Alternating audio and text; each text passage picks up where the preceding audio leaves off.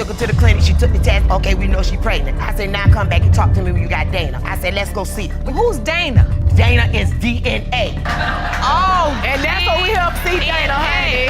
I'm just upset at the fact I knew that she trapped. It By the doesn't time I figured it matter. out. The other 25 women that he carried on with for long-term relationships. No, you just jealous of us and you want to take the baby. That's what that is. I don't want your baby. I don't want Kayla. I didn't say you wanted to have the baby. I said you wanted to have the baby taken from us. It's proven by your actions. Can you believe this twist? Mr. Manser kicks off with a bombshell, claiming he was unjustly jailed over child support for a kid that might not even be his. He emphasizes that his paternity was never confirmed, causing the audience to murmur in disbelief. Strap in, because things are just heating up. Mr. Manser, you claim you spent 5 years in prison for failing to pay child support for the defendant, Ms. Sears' son, Dylan. That's right. And it was never proven that you are his biological father. That's right. Now, Ms. Sear, You're not going to believe what he says next. Mr. Manser delves into the nitty-gritty of his past connection with Ms. Sayre, labeling it a brief fling, which Ms. Sayre vehemently disputes. As they spar over the details of their relationship, it's clear this courtroom is about to turn into a battleground. And guess what? It gets even juicier from here. Mr. Manser, explain to the court the circumstances surrounding your arrest. 12 hours of my life cost me 5 years in the Department of Corrections.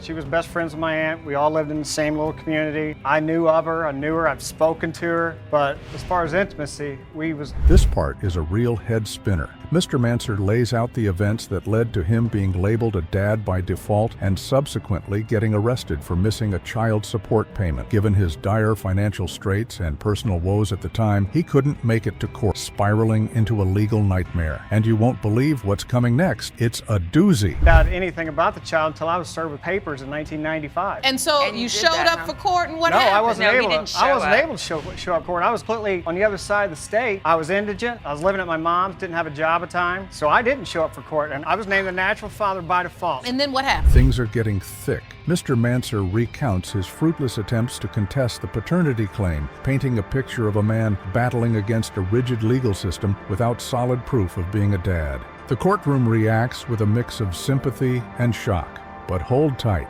The courtroom drama escalates from here. That day until just February of last year when I lost Only my job. because they garnished your wages. Absolutely, that's what they do. And I actually asked my public defender, where's the proof? I've yet to see proof that the child's mine. He said that they obtained my DNA through a sample that was already on file. That's what she's claimed For a this whole daughter time. you didn't raise too. So, Here's where it gets really tricky. The judge breaks down the consequences of Mr. Manser's no-show at court, highlighting the critical nature of making an appearance, no matter the personal cost. This segues into a broader discussion on the responsibilities that come with potential fatherhood. And just when you think it can't get more intense, it does. court date, because that's basically what happened. I missed a court date.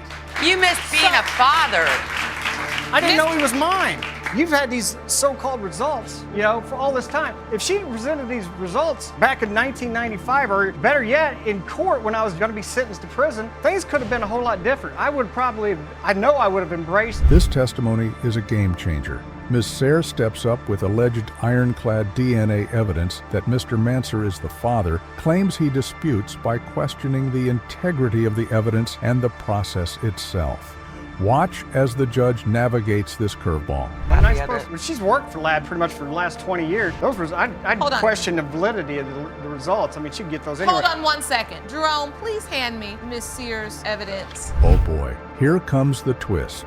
The judge scrutinizes the documents provided by both parties, pinpointing gaps and questionable details in Ms. Sayre's paperwork, casting serious doubts on the DNA results that had previously ensnared Mr. Manser. The courtroom's about to get rocked even harder.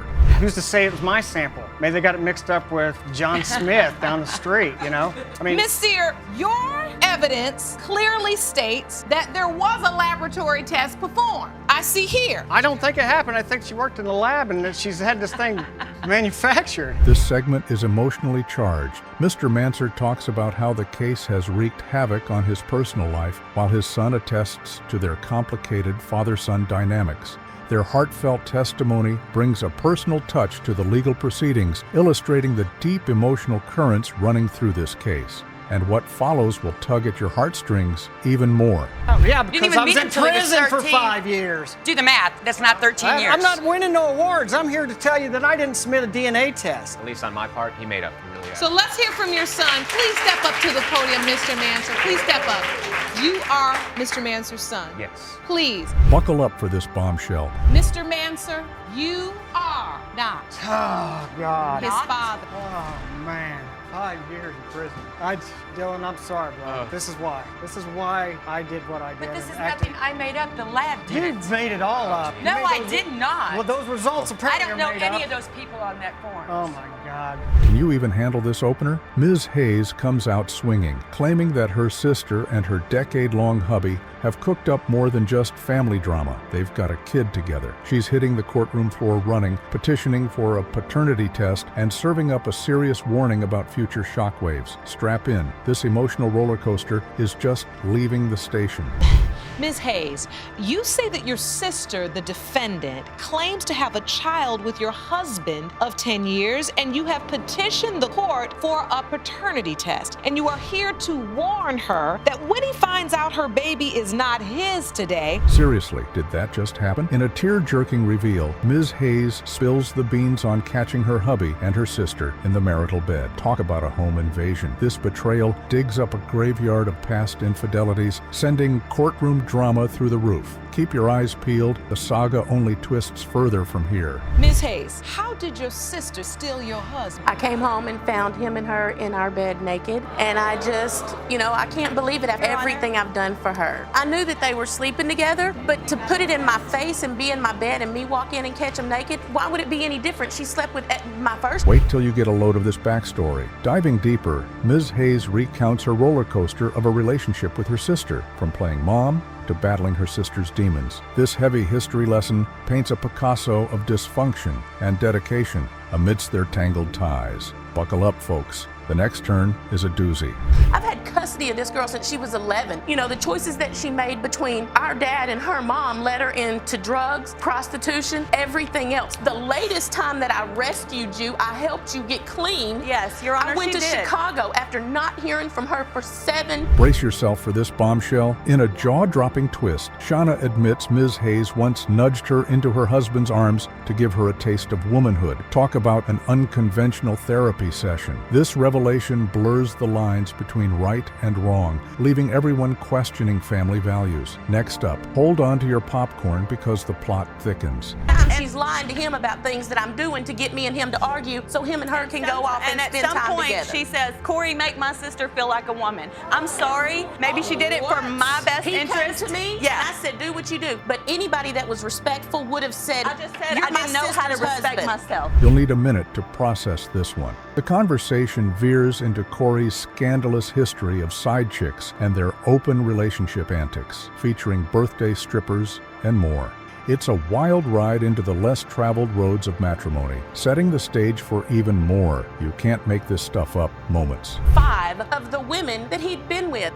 They also had an open relationship where Michelle has invited people, like on Corey's birthday, invited other women over There to was be a a part stripper. of Yep, that. there was. They had an open relationship There like was that. a stripper. It So, wasn't yeah. open. It wasn't an open relationship. There was a stripper that came to the house. Okay. Gear up for this curveball. The court wades into murky waters with doubts about Corey's fatherhood credentials, thanks to his track record of DNA disappointments. As skepticism mounts, the tension is palpable, like waiting for the final rose on a reality show. Stay tuned, the verdict is about to drop, and it's a real jaw-dropper. And she hopes that Kayla's not his If I baby. wanted him, when he came up to me and asked me to sleep with him, I could have. Oh, and when was that? I didn't want when to. was that? Months Okay, ago, and I told you about Let me bring up this. My sister. So, Ms. Hayes, I have to ask you, is the reason why you think, Grab your tissues, here it comes. Mr. Hill, you are her father? I just want to say what I was back then, I'm not today. And everybody needs a time frame to grow and get better. And I'm sorry that I didn't make the right decision, but I'm doing the best I can. And if God provided us with this blessing, I'm going to do my best.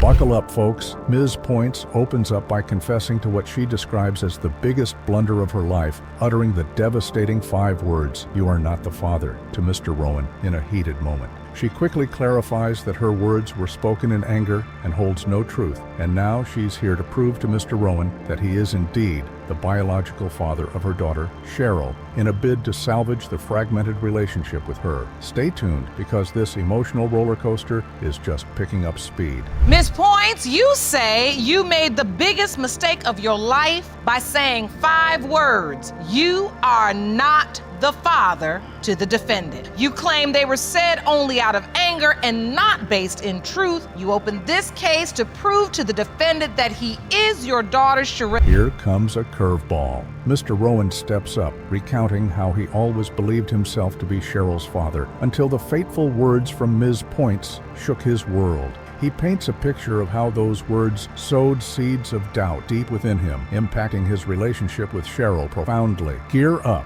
because what's next might just topple everything we've heard so far. Yes, Your Honor. Mr. Rowan, you claim you initially believed you were Cheryl's father, but your doubt was substantiated by the plaintiff's words. Is that correct? Yes, Your Honor. Ms. Cheryl Points, you claim your life has suffered significantly. You won't believe this twist. Cheryl Points steps into the spotlight, sharing the heavy burden of growing up shrouded in lies spun by her mother. Desperate for truth and closure, she's here to rectify her history and affirm her paternity once and for all, marking a pivotal step towards healing and self-discovery. The revelations keep unraveling, and what's coming up will surely raise some eyebrows. Your Honor. So, Ms. Points, why are these results so important to you?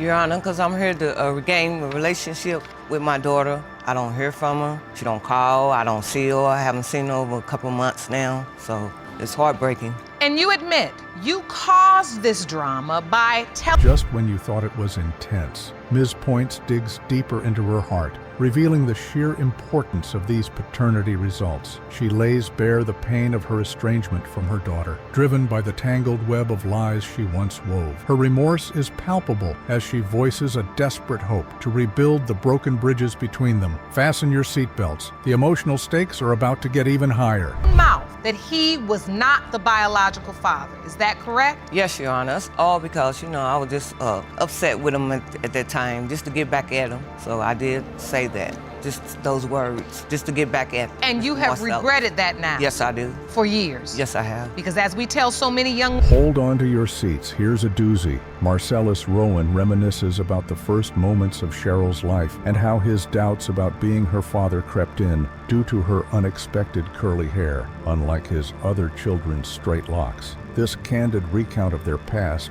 mixed with a sprinkle of humor about genetic expectations, adds a lighter touch to the heavy proceedings. The plot thickens in the next segment, so keep your eyes peeled. Yes, Your Honor. And why are you convinced? Well, not only was it the fact of what she said, I wasn't the father, it's just I was there from day one since she was born, and they handed her to me, and right then I looked, because I got like multiple other kids, and all my kids, even by different women. And just when you think you've seen it all, the court is thrown for a loop when it comes out that Mr. Rowan's name isn't on Cheryl's birth certificate, contrary to what Ms. Points had earlier stated. This bombshell adds layers of doubt and betrayal to the already suspenseful narrative, challenging everything we know about their past. What comes next is a real jaw-dropper, so don't go anywhere. Right. Did you sign the birth certificate? Well, Your Honor, Yes. birth certificates and me don't get along. She's saying I did, but Yeah, you did. nah, I don't do birth certificates because that's like incriminating myself. I'm not like, I'm not the biggest fan of child support. If a kid's mine. This part is a real kicker. The dramatic climax builds as the actual birth certificate is finally revealed, bearing another man's name and not Mr. Rowan's. This pivotal moment sends shockwaves through the courtroom, turning the case on its head and revealing the deep-seated deceit that has impacted Cheryl's life. The ensuing revelations are about to turn everything up a notch, so stick around for the fireworks. Mr. Rowan, Yeah, ma'am. you are not on Cheryl's birth certificate. I know I didn't sign it. I don't do birth certificate. But another man's name is. The moment of truth is here, and boy, is it a big one. The DNA results are finally disclosed, and it turns out Mr. Rowan is not the father. Despite the ground-shaking news, the emotional bond they share stands unshaken. This poignant outcome reinforces the notion that fatherhood is less about biology and more about love and commitment. As we wrap up this whirlwind of emotions, remember that the most unexpected turns can lead to new beginnings. Mr. Rowan, you are not the father. No. You are not the father. I'm so sorry. It's okay. He been in my Well, that's on paper. Like I say, ain't nothing gonna change. Come here, baby. Come here. Come over here. You won't believe this. Right off the bat, this segment dives into one of the most jaw-dropping cases where Mo Williams disputes earlier DNA results that declared he wasn't the father of Tiffany Sports' son. Despite an initial DNA test showing he wasn't the father, Williams is unconvinced, spurred on by a friend's social media post that hints the kid looks just like him, pushing him to seek definitive answers in paternity court. Just when you think it can't get more tangled, the next clip will have you on the edge of your seat. One of your favorites was the shocking case of Mo Williams versus Tiffany Sports. Ms. Sports and a previous DNA test told Mo Williams he was not her son's father. But he refused to take no for an answer, so he opened a case in our court. You've got to see this to believe it. Amidst the drama, the case reveals conflicting DNA test results due to a clerical error, ramping up the tension and Williams' doubts about paternity. Judge Lake finally hands down the verdict, affirming that Mr. Williams is indeed the father, clearing up his lingering doubts and ending with an emotional climax. But keep your eyes peeled, because the emotional roller coaster doesn't stop here.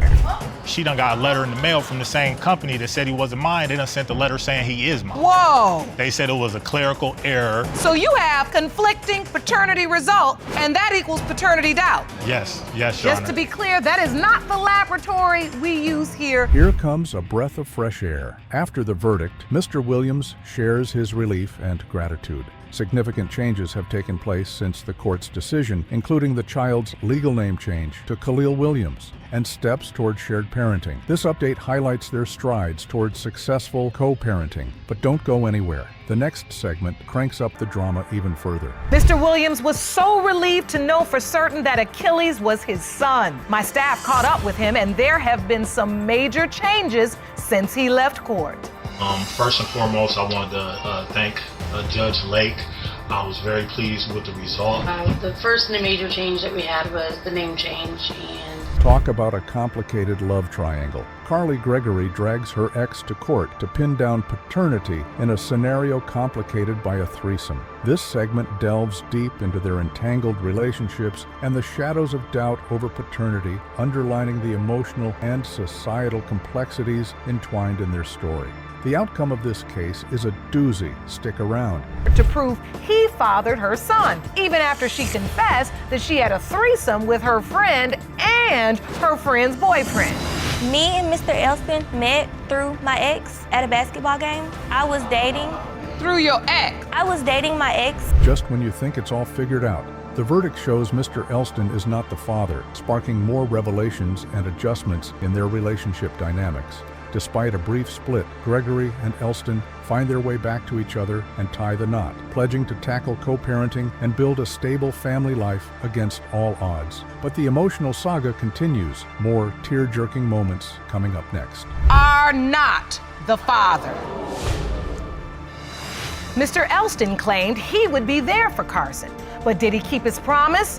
Watch this surprising update. Hey, paternity court. After leaving court, me and Ladarian broke up for a week and we got back together, and now we are legally married. Grab your tissues for this one. Sanchez Gower confronts his presumed father, Ducasse, about years of neglect and their strained relationship. This segment is charged with raw emotion as Gower seeks recognition, and Ducasse faces the reality of his paternity, culminating in a heartfelt reconciliation. And just when you think it's all calmed down, the next update brings even more heartfelt revelations. This next case was definitely a fan favorite, and I must say, it brought me to tears. For 24 years of my life, not having no mother, losing her when I was 4 years old, I had to depend on my grandparents to take care of me. Turning a new leaf. Following Ducasse's confirmation as his father, Gower and his grandmother talk about their plans to foster stronger family ties. This update reflects on the healing and rebuilding that follows their tumultuous paternity journey. But the drama is far from over. More surprising courtroom revelations to follow. We continuing on trying to build our relationship a lot closer now because we talk on a daily basis. My final message for Judge Lake is I thank her for inspiring me to become a better